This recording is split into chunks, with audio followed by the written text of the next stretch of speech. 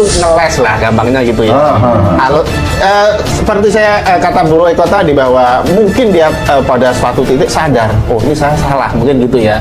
Untuk menutupi kesalahan itu ya tadi ngeles tadi bahwa ini untuk menghindari kesalahpahaman, padahal untuk menghindari jeratan hukum. Saya tampilkan seluruhnya, jadi saya tampilkan seluruhnya itu lengkap dengan akunnya. Nah itu poin penting banget ya gitu. Jadi artinya kalau orang menampilkan sesuatu dan dia tidak hanya mengedit meme-nya saja, atau apalagi dia mengedit ya. Satu, saya bukan pengeditnya. Kedua, saya pun tampilkan siapa yang menampilkan pertama. Nah setelah itu ternyata baru heboh kira-kira sudah 4-5 hari gitu, berarti ternyata ada yang kemudian meramaikan. Ini yang saya sebut biasa gorengan nih oleh para buzzer, itulah yang sekarang terjadi. Jadi digoreng seolah-olah saya mengedit foto itu, kemudian melecehkan kepala negara ya, sampai juga melecehkan agama dalam hal ini adalah sama sekali itu tak mungkin dia nggak berpikir bahwa Borobudur itu adalah sebuah tempat sakral bagi satu komunitas umat beragama. Dia cuma pengen menghina Pak Jokowi. Ya sebenarnya sasaran iya, itu Pak Jokowi. Dia ingin menghina Pak Jokowi. Nah itu dia menandakan bahwa cara berpikirnya itu loh. Ya orang tahu semua Borobudur itu adalah tempat sakral umat Buddha, atau tempat yang diagungkan, tempat yang dianggap punya nilai agamis ya bagi umat Buddha. Mungkin Roy nggak berpikir ke situ karena barangkali dia lupa atau dia cuma fokus bagaimana mensasar Pak Jokowi. Roy Suryo memang sudah keterlaluan, biasanya karena merasa kebal hukum atau nggak pernah tersentuh hukum, atau mungkin punya sokongan dari belakang. Makanya arogan dan tak pernah introspeksi. Padahal posturnya pernah dilaporkan soal kasus memelintir ucapan Menteri Agama terkait aturan toa masjid, tapi nggak ditindaklanjuti. Sepertinya Roy Suryo ini merasa kebal hukum. Sudah pernah dilaporkan kasus memelintirkan ucapan Menteri Agama yang dia tuduh menyamakan azan dengan gonggongan anjing, tapi oleh polisi tidak ada kabarnya, dan dia kayaknya makin jumawa, makin menjadi-jadi, kata Guntur Romli. Sekarang dia mencuit kenaikan harga masuk tiket ke Candi Borobudur. Tapi setelah sampai, Roy Suryo yang mengunggah meme patung Buddha mirip Jokowi. Roy Suryo mengunggah 2 meme patung Buddha Candi Borobudur. Meme pertama bertuliskan, pantas saja tiket yang mahal, ternyata Opung sudah buat patung IGD, utangi Jokowi untuk tambahan dana bangun IKN. Adapun meme kedua adalah gambar patung Buddha Candi Borobudur yang wajahnya telah diedit sedemikian rupa hingga menyerupai wajah Jokowi.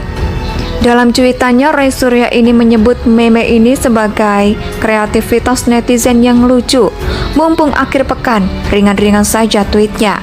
Sejalan dengan protes rencana kenaikan harga tiket naik ke Candi Borobudur dari Rp50.000 ke Rp750.000 yang sudah akan ditunda, itu banyak kreativitas netizen mengubah salah satu stupa terbuka yang ikonik di Borobudur itu. Lucu, ambiar, ujar Roy Suryo. Untung saja umat Buddha tidak mudah terpancing reaksinya.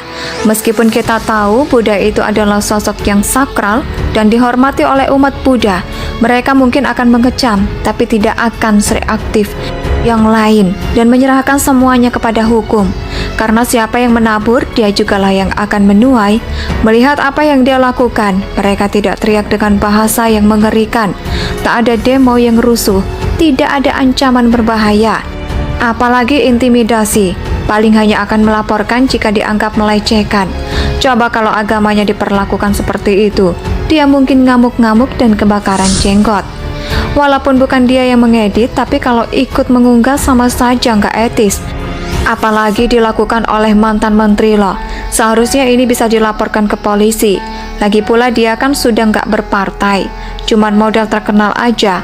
Itu pun karena masalah panci dan juga lirik lagu Indonesia Raya, yaitu mantan menpora, mantan pejabat publik. Masa udahannya begini? Mana adab sebagai mantan menpora sih kalau dia nggak ada prestasinya waktu menjabat sebagai Menteri Keuangan dari partai yang konyol. Juga tersedia patra yang slogannya lawak, katakan tidak kepada korupsi. Fatwanya memang sungguh mengenaskan. Apa nggak mau melakukan itu di saat dia memikul gelar bangsawan? Katanya dia punya gelar kebangsawanan, yaitu Kanjeng Raden Mas Tumenggung atau biasa disingkat dengan KMRT Suryono Job di Projo. Gelar dari gelar ini katanya dari Puro Pakualaman Yogyakarta. Coba dipikir ya, itu khususnya jaga adab dan perilaku. Ya kalau ada yang berpikir dia membela hak pengunjung candi, itu nonsens. Membela tapi menyindir seperti ini itu cuma reaksi dari kebencian terhadap pemerintah, bukan soal memprotes kenaikan harga masuk tiket, tapi untuk melampiaskan ketidaksukaannya. Dia menggunakan ini untuk kepentingan politik. Suryo memang sudah keterlaluan, biasanya karena merasa kebal hukum atau nggak pernah tersentuh hukum, atau mungkin punya sokongan dari belakang. Makanya arogan dan tak pernah introspeksi. Padahal posturnya pernah dilaporkan soal kasus memelintir ucapan Menteri Agama terkait aturan toa masjid, tapi nggak ditindaklanjuti. Sepertinya Roy Suryo ini merasa kebal hukum. Sudah pernah dilaporkan kasus memelintirkan ucapan Menteri Agama yang dia tuduh menyamakan azan dengan gonggongan anjing, tapi oleh polisi tidak ada kabarnya, dan dia kayaknya makin jumawa, makin menjadi-jadi, kata Guntur Romli. Sekarang dia mencuit kenaikan harga masuk tiket ke Candi Borobudur. Tapi setelah sampai Roy Suryo yang mengunggah meme patung Buddha mirip Jokowi, Roy Suryo mengunggah 2 meme patung Buddha Candi Borobudur. Meme pertama bertuliskan, pantas saja tiket yang mahal, ternyata Opung sudah buat patung IGD. Utangi Jokowi untuk tambahan dana bangun IKN. Adapun meme kedua adalah gambar patung Buddha Candi Borobudur yang wajahnya telah diedit sedemikian rupa hingga menyerupai wajah Jokowi. Dalam cuitannya, Roy Suryo ini menyebut meme ini sebagai kreativitas netizen yang lucu. Mumpung akhir pekan, ringan-ringan saja tweetnya. Sejalan dengan protes rencana kenaikan harga tiket naik ke Candi Borobudur dari Rp50.000 ke Rp750.000 yang sudah akan ditunda, itu banyak kreativitas netizen mengubah salah satu stupa terbuka yang ikonik di Borobudur itu. Lucu, ambyar, ujar Roy Suryo. Untung saja umat Buddha tidak mudah terpancing reaksinya. Meskipun kita tahu Buddha itu adalah sosok yang sakral dan dihormati oleh umat Buddha, mereka mungkin akan mengecam, tapi tidak akan sereaktif yang lain dan menyerahkan semuanya kepada hukum. Karena siapa yang menabur, dia jugalah yang akan menuai. Melihat apa yang dia lakukan, mereka tidak teriak dengan bahasa yang mengerikan. Tak ada demo yang rusuh, tidak ada ancaman berbahaya, apalagi intimidasi. Paling hanya akan melaporkan jika dianggap melecehkan. Coba kalau agamanya diperlakukan seperti itu, dia mungkin ngamuk-ngamuk dan kebakaran jenggot.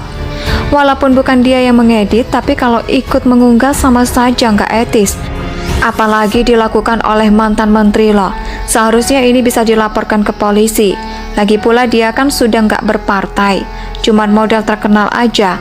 Itu pun karena masalah panci dan juga lirik lagu Indonesia Raya, yaitu mantan menpora, mantan pejabat publik. Masa udahannya begini? Mana adab sebagai mantan menpora sih kalau dia nggak ada prestasinya waktu menjabat sebagai Menteri Keuangan dari partai yang konyol. Juga tersedia patra yang slogannya lawak, katakan tidak kepada korupsi. Fatwanya memang sungguh mengenaskan. Apa nggak mau melakukan itu di saat dia memikul gelar bangsawan?